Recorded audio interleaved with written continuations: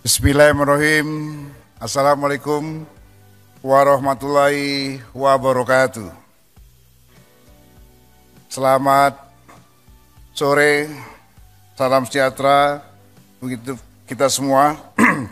Salam, Om Swastiastu, Namo Buddhaya, salam kebajikan. Yang kita banggakan, kita muliakan bersama. Wakil Presiden Republik Indonesia, Bapak Profesor Kiai Haji Ma'ruf Amin. Tepuk tangan untuk Wapres kita. Yang saya hormati Ketua DPD Republik Indonesia, Insinyur Haji A.A. Lanyala Mahfud Mataliti. Yang terhormat Ketua Komisi Yudisial, Profesor Amzulian Rifai, LLM, PhD. Yang saya hormati para pimpinan MPR yang hadir pada hari ini, saya lihat ada Kiai Haji Jazilul Fawait. Kemudian ada mantan Presiden PKS, ada P3 dan seterusnya. Ada Pak Sarif Hasan, ada Pak Yandri, saya lihat juga ada Pak Fadel Muhammad. Jadi maju Pak Fadel. Dan saudara-saudara semua, para pimpinan DPR yang hadir, saya lihat ada Wakil Ketua DPR, Pak Rahmat Gobel. Kemudian para pimpinan lembaga-lembaga negara, pimpinan fraksi MPR dan kelompok DPD, pimpinan badan-badan MPR, para anggota MPR, para Menteri Kabinet Indonesia Maju, pimpinan dan anggota Komisi Kajian Ketatanegaraan MPR RI, perwakilan pengurus organisasi keagamaan dan organisasi kemasyarakatan, Bapak Ibu para tamu undangan sekalian yang berbahagia. Pertama-tama tentu kita panjatkan puji syukur kepada Allah Subhanahu wa Ta'ala, Tuhan yang Maha Kuasa, yang telah mempertemukan kita pada hari ini dalam suasana yang bahagia dan dalam keadaan sehat walafiat. Peringatan Hari Konstitusi dan Hari Ulang Tahun MPR Republik Indonesia ke-79 pada hari ini terasa sangat istimewa, karena kembali dihadiri langsung oleh Wakil Presiden Republik Indonesia, Bapak Profesor Kiai Haji Ma'ruf Amin.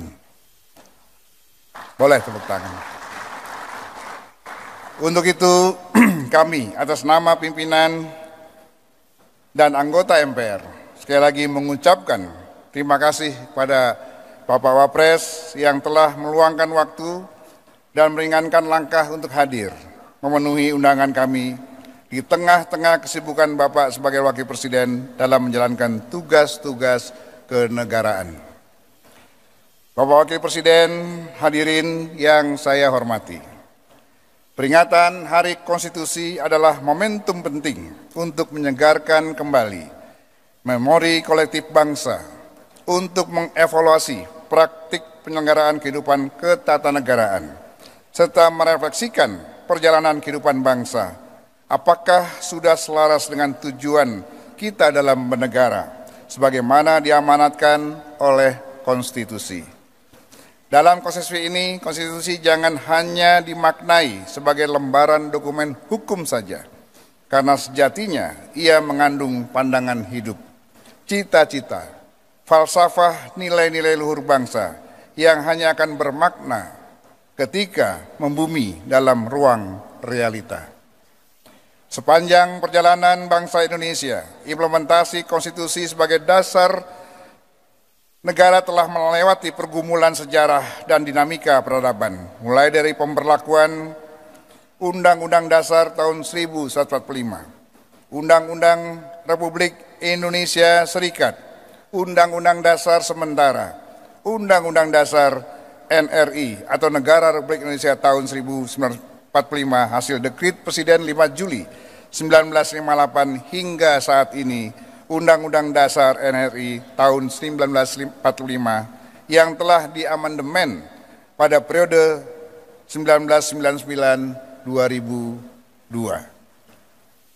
Pengalaman sejarah di atas mengisyaratkan bahwa dalam kehidupan berbangsa dan bernegara, perubahan adalah sebuah keniscayaan. Kita tidak akan mungkin berhenti stagnan pada satu titik terminal sejarah. Setiap priorisasi pemerintahan akan dihadapkan pada tantangan zamannya masing-masing, baik yang dilahirkan oleh perubahan sosial, politik, ekonomi, kemajuan teknologi, maupun yang disebabkan dari perbedaan cara pandang kita dalam memaknai arus perubahan.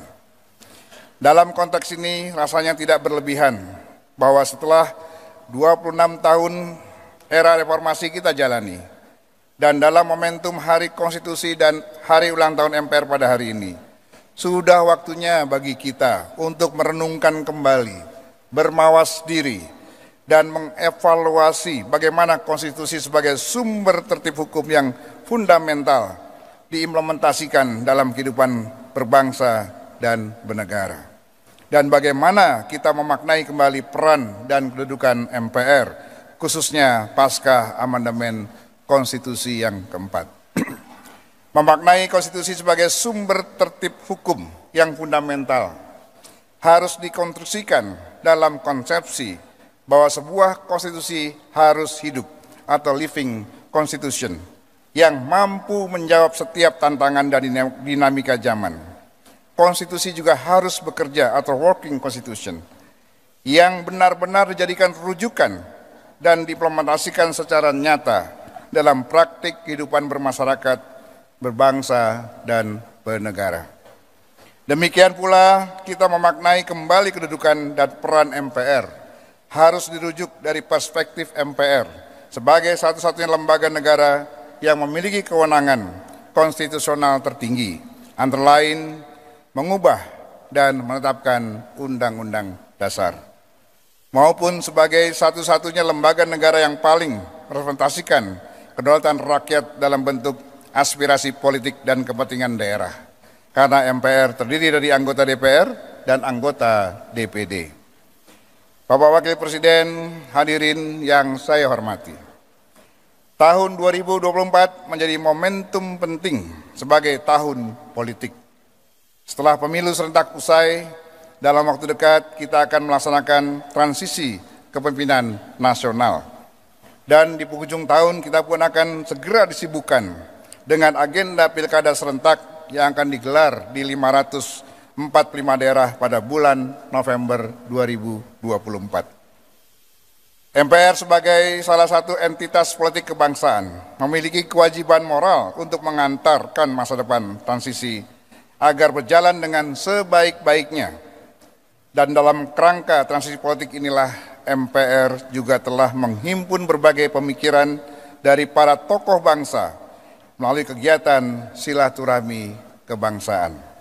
Salah satu amanat yang mengemuka adalah urgensinya untuk menata kembali kehidupan ketatanegaraan dalam sistem demokrasi kita. Dalam perjalanannya, sistem demokrasi yang dianut bangsa Indonesia tidak terlepas dari berbagai tantangan dan tidak jarang dalam pelaksanaannya menimbulkan sikap apatis masyarakat. Bahkan ada yang menyampaikan kita sedang berada dalam persimpangan jalan. Kita berpotensi kehilangan arah dalam menerjemahkan cita-cita para pendiri bangsa. Kita mengalami disorientasi dalam mengartikan demokrasi kita ke depan. Saudara-saudara sekalian, Wakil Presiden yang saya hormati, fakta ini harus dipahami sebagai bagian dari demokrasi yang harus terus tumbuh dan berkembang dalam transisi politik Indonesia. Kompleksitas persoalan pilkada harus dipandang sebagai bagian dari proses pendewasaan politik menuju kondisi perpolitikan yang lebih ideal. Sejatinya, proses demokrasi akan terus menuntut perubahan secara bertahap atau gradual. Dalam konteks konstitusi, banyak negara yang mentransformasikan semangat perubahan tersebut melalui perubahan konstitusinya. Negara-negara demokrasi terbesar di dunia pun tidak anti dengan amandemen. Sekali lagi, tidak anti dengan amandemen atau perubahan konstitusi. Amerika Serikat telah mengubah konstitusinya sebanyak 27 kali. India telah mengubah konstitusinya sebanyak 106 kali selama periode 1950 hingga 2023. Pada hakikatnya, sedemokratis apapun pemerintahan dijalankan dan setinggi apapun komitmen kita jalankan, tidak akan pernah menemui titik kesempurnaan. Namun demikian, kita tetap harus selalu mengawal dan mawas diri terhadap segala bentuk potensi penyimpangan demokrasi yang terjadi, termasuk hegemoni, peranata politik, dan penggunaan peranata hukum untuk kepentingan politik individual dan atau golongan. Serumit apapun dinamika politik yang kita jalani, kita tidak boleh mengorbankan pilar-pilar fundamental dalam kehidupan berbangsa kita atau kebangsaan kita, yaitu Pancasila, Undang-Undang Dasar Negara Republik Indonesia tahun 1945, NKRI, dan Sesanti Bhinneka Tunggal Ika. Bapak Wakil Presiden, hadirin sekalian yang saya hormati.